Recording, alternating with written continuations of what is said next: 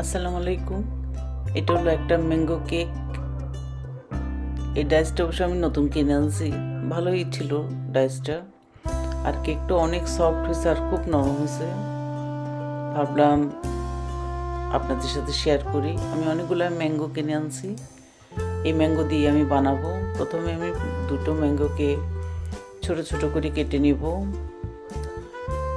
আমি আমকে প্রথমে ব্লেন্ডও করে নিয়েছি একটা আমকে, আর একটা আমকে ছোট ছোট করে কেটে আমি ম্যাঙ্গোতে দিছি, এই জন্য বেশি মজা হয়েছে।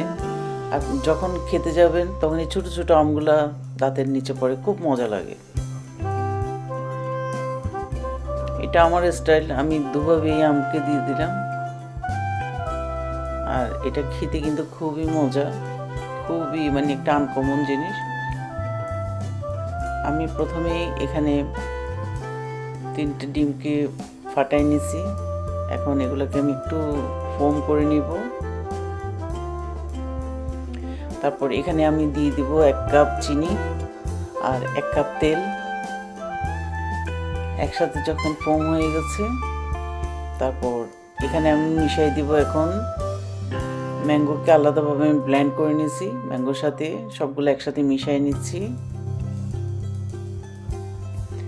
মিশাই তারপর এখানে আমি 1 কাপ দিয়ে দিব ময়দা আর 1 চামচ বেকিং পাউডার দিয়ে বাস আমি ডোটাকে ভালো করে মিক্সড করে নিব। ভালো করে যখন মিক্সড হয়ে যাবে, তারপর আর আমি ডাইসটার মধ্যে চারিদিকে একদম অয়েল মাখাই নিচ্ছি ভালো করে। তারপর এখন এখানে ঢেলে দিব।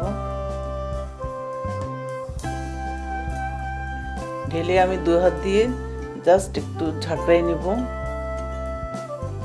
যেন সমানভাবে এটা বসে যায়, কোনো লাম যেন না থাকে।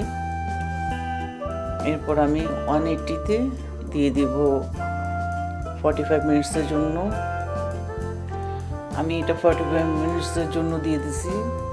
আমার কিন্তু 45 মিনিটস লাগে নাই, আমার 30 মিনিটসের মধ্যেই কিন্তু কালার এসে গেছে।